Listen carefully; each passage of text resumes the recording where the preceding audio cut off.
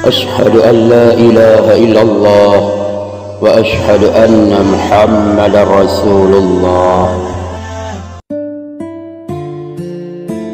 Dulu memang waktu di Katolik itu saya sebagai pengurus gereja. Ada seorang mualaf banyak ujian dan tabah menghadapinya. Kini sukses jadi pengusaha. Cerita inspiratif kembali datang dari seorang mualaf yang jadi muslimah. Sebagai manusia biasa, ia juga kerap mendapatkan ragam rintangan sebagai bentuk ujian kehidupan. Salah satunya ketika ia sedang merintis usahanya. Berpegang rasa tawakal, ia pun menjalani semua ujian itu dengan ikhlas. Berkat keikhlasan hatinya, siapa sangka ia berhasil melalui semua lika-liku ujian yang membuat dirinya sukses menjadi pengusaha. Berikut cerita inspiratif selengkapnya. Senin, tanggal 10 April tahun 2023, Hatarin Paula merupakan sosok wanita yang belum lama ini membagikan cerita menariknya. Lika-liku kehidupannya mulai dirasakan saat dirinya memutuskan berpindah agama menjadi seorang muslim. Ia mengaku mendapatkan perlakuan berbeda dari orang-orang di sekitarnya, mulai dari sahabat, teman hingga saudaranya sendiri menjauhinya.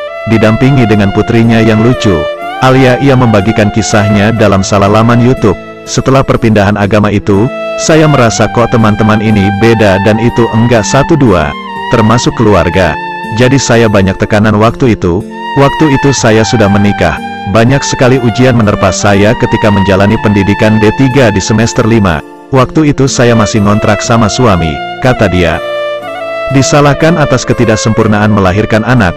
Alia, putri dari Hatarin kala itu lahir dalam keadaan tidak sempurna. Ia mengalami penyakit di mana usus dan lambungnya memiliki penyekat, sehingga tidak bisa menerima ASI dan makanan-makanan tertentu. Dokter menyarankan harus segera dilakukan operasi yang membuat Hatarin dan suami kebingungan soal biaya dan lainnya. Di tengah ujian ini, ia justru mendapatkan ujian batin dari omongan orang yang menyalahkannya. Lagi-lagi dapat ujiannya itu kok di hati lagi. Orang-orang itu menyalahkan saya, salahnya mamanya itu. Sudah hamil kok kuliah, ungkap dia. Ujian demi ujian berhasil dilaluinya. Namun tak berhenti sampai di situ, cobaan kembali datang silih berganti ketika ia merintis menjadi seorang pengusaha. Hatarin sempat membuka kafe yang kemudian bangkrut lantaran diterpa pandemi dan tak bisa membayar gaji karyawannya. Lalu ia teringat dengan usaha rumahan lauk ayam suwir cepat saji, yang sebelumnya pernah ditekuni. Dibantu dengan sang suami, ia fokus memulai dari awal usaha ayam suwir itu, yang bermodalkan hasil penjualan perabotan kafe.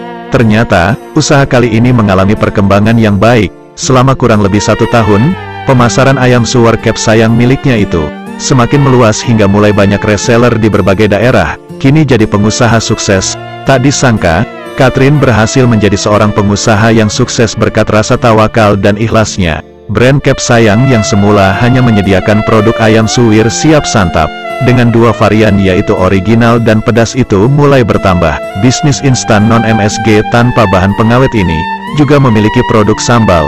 Ia berharap dengan usaha yang dimilikinya kini bisa membuka lapangan pekerjaan yang luas dan mensejahterakannya. Sadar akan diri sendiri, kita tidak boleh kerja sendiri. Kita harus melibatkan Allah dan enggak boleh sombong, pungkas pesan darinya. Di usianya yang masih sangat muda yaitu 27 tahun, Hatarin Paula bisa menjadi pengusaha sukses. Pengusaha muda ini telah menekuni bisnis makanan instan non-MSG dan tanpa bahan pengawet sejak 2017 silam. Bisnisnya ini terletak di Jalan Pahlawan nomor 97, Kedung Waru, Tulungagung, Jawa Timur.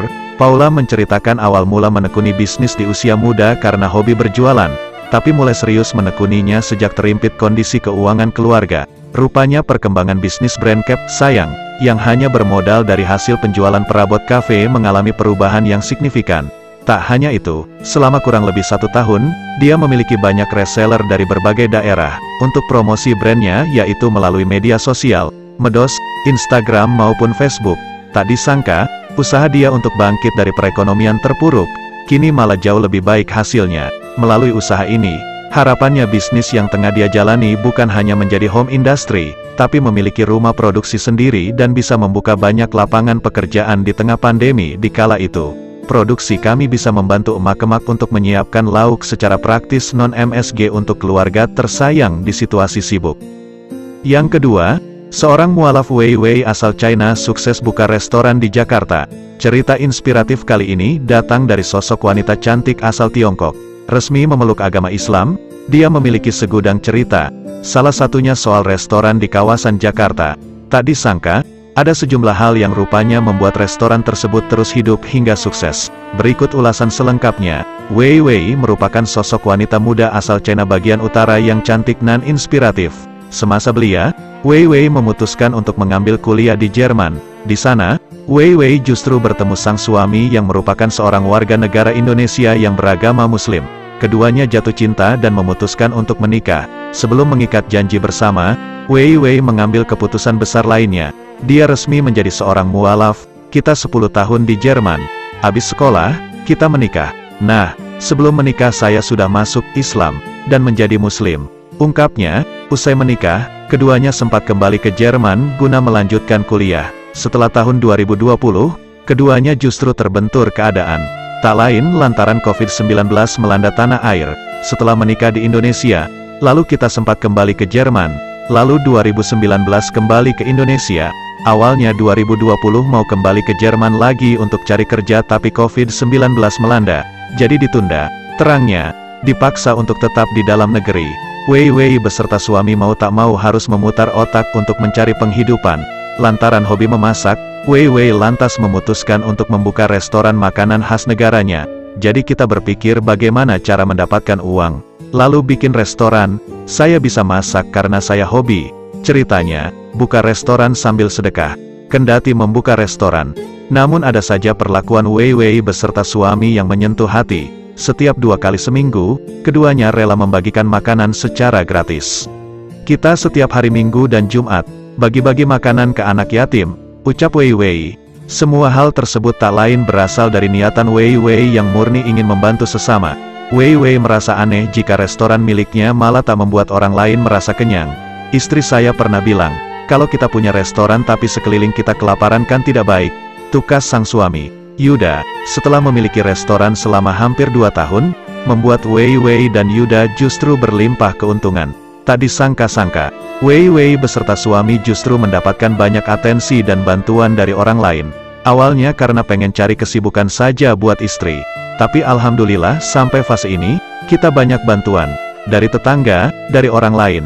Cerita Yuda dan Wei Wei memiliki prinsip, ilmu yang dimilikinya tak boleh serta-merta berhenti di sana saja. Hal itulah yang seolah membuat keduanya justru mencapai keberhasilan.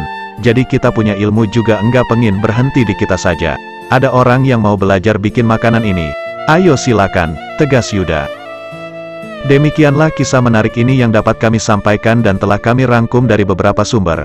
Semoga bermanfaat hendaknya. Atas kunjungan saudara-saudari kami ucapkan terima kasih. Wassalamualaikum warahmatullahi wabarakatuh.